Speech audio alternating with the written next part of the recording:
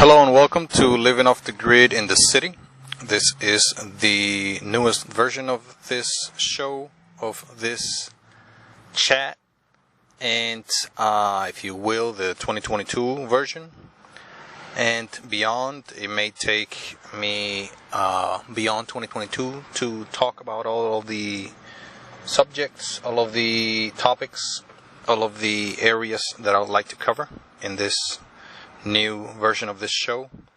Of course, if there's a new version of the show, there must be an older one, and is the 2015-2016 version of Living Off the Grid in the City. You may want to listen to those shows, those archives.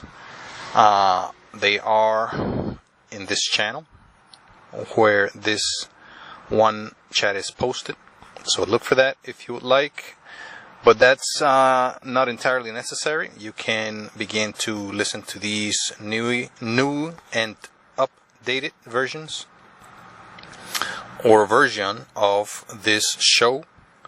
Again, this is Living Off the Grid in the City, and I will begin more or less how I did on the first version, by defining a few things, namely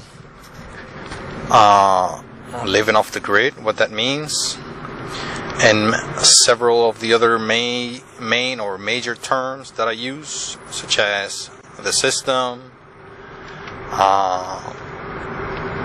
what it means to be off the grid, what is the grid, other terminology such as energy, efforts, resources, and many of the basic terminology that we are used to, such as electricity, water, and food, and transportation. All of the basic terms that we know of, they will take a new meaning when living off the grid, of course. They will not be the same. Many of these tasks, actions, many of these activities that we are so used to doing, and many of them are now automated and powered and easy. They may not be so while living off the grid, and I will cover those as the time comes. So we'll begin with a definition. What is the grid? Let's define the grid, and it has many definitions, of course, like many other things. I define it as a system, not necessarily the electrical system, as I mostly did in my last show. I will broaden its definition, its meaning, to mean basically, yes, utilities, including electricity, water, service, cable TV, including services such as sewer service, which is your discharge water, services such as maybe food or the delivery of food, something that's becoming increasingly popular now, services such as housing, or whether it's renting or your mortgage or some sort of arrangement that you have with a person, a city, a building owner, landowner, homeowner, whoever. Most of us have arrangements for living in some sort of dwelling, a building, a house, and that is a service. The grid also includes services such as healthcare. The grid is pretty much the web, the compilation of services that you are taking part of, taking advantage of, which you are committed to, which you are using for payment, which you are paying for to use. In large part, you are required to use this grid, this system. In many other ways, you are more or less highly encouraged, aka forced, to use the grid. In other instances, you are very much forced to use one company of that grid, such as the utility or power or electric company. In many areas, most areas, this is the case where there's a monopoly and very little, if any, choice to replace your power company. And the grid is basically also the banking system, where you are, in many cases, highly encouraged, sometimes even forced and required to have some sort of bank account to manage your money through a third party or bank, which benefits from that. The grid is also the government's. The government's also has many tentacles, webs, and branches that have some level of control over you.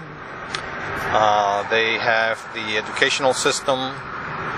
They have, in many cases, the housing system. They have the, in many cases, people work for the government, and they have the employment and income of many people under control, or largely under their control.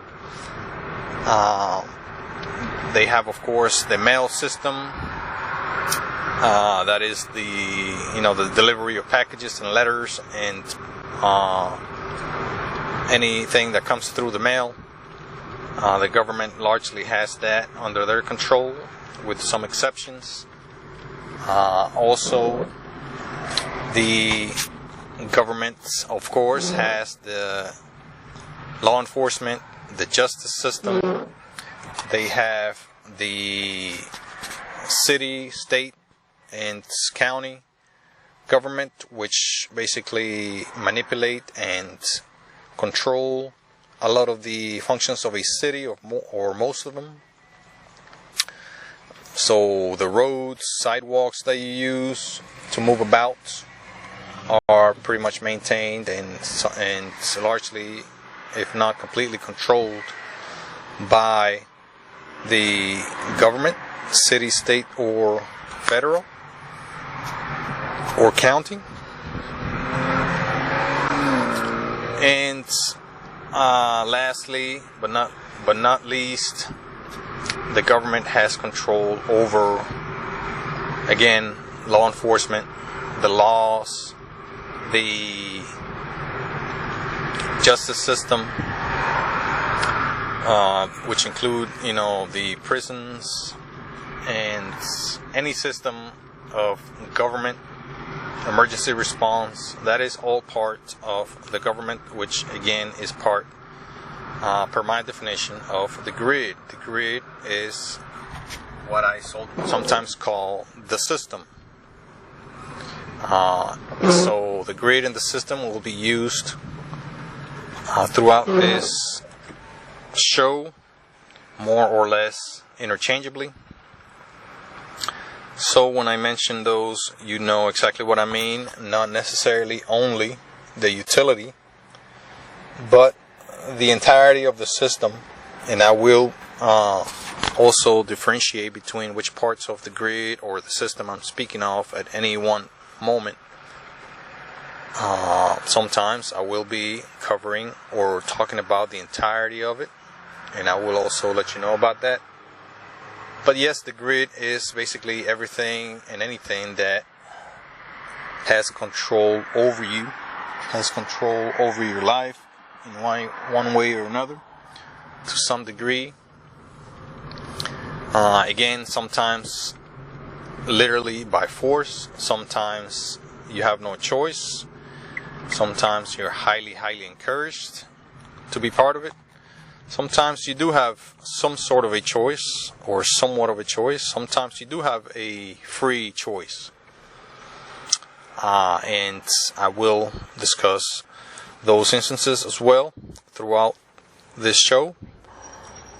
So as you can tell, just by defining the grid or the system, this show will be covering a lot of broad topics, a broad variety and wide variety of topics, and I will be going through those as the show progresses. I'm not going to list all of the topics that I will be covering right now, because that would take some time, and that also tells you the amount of topics that living off the grid in a city can encompass, can cover, and the breadth and the broad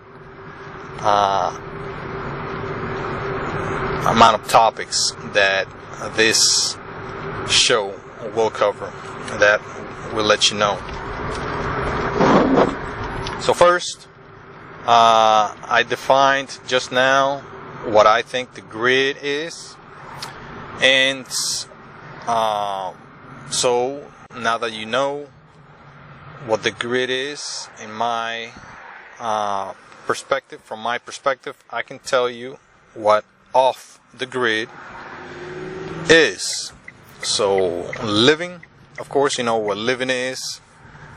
Living off the grid is more or less having a certain degree of freedom from all of those aspects of the grid, all of those tentacles, all of those branches or fingers of the grid.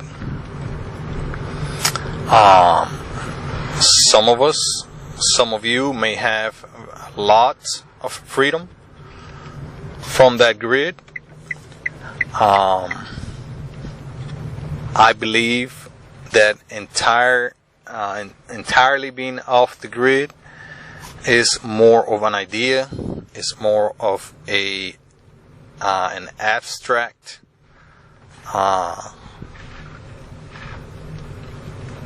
idea or thinking. It's more of a model, not necessarily something that is practical. Because of course the grid also includes other people.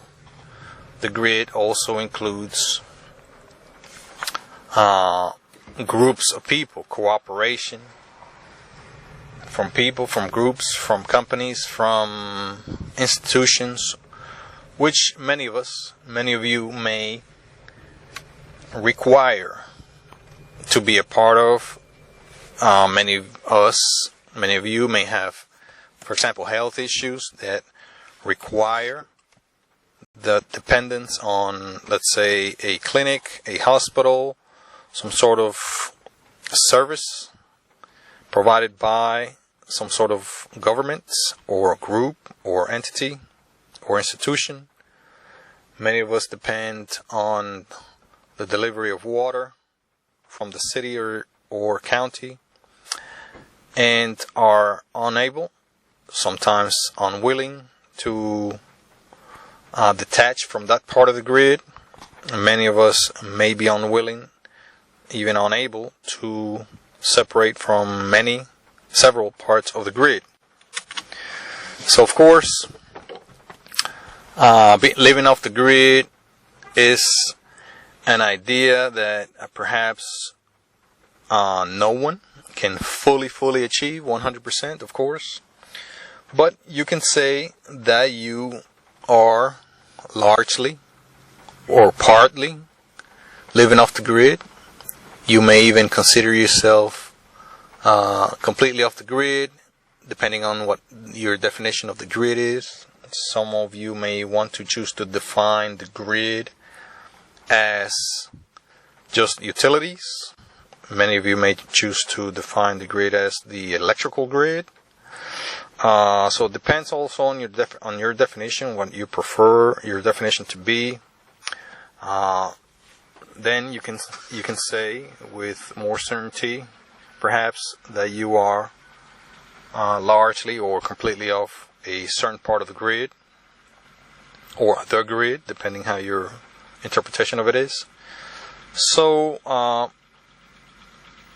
the grid, of course, living off the grid, to me, and the way I define it, is almost, if not impossible. However, you can be very, very independent from it. You can be very, very free to choose what parts of it you can and you can use, or you can be dependent on, and at least have some choice and have more choice available to you, and avoid those parts of the grid that force you to have dependency on it, that highly encourage it almost by force, or those that outright demand and force you to be part of it or be dependent on. You can be free from it, and you can say, yes, I am free from that part of the grid. For example, if you completely shut off your electrical company's service, and you happen to live in an area where this is allowed, where this is okay, then you can say you are living off the grid in that sense, living off of the electrical grid, which is a huge achievement, which is, of course, part of this definition, this show of living off the grid. And that is what living off the grid to me means.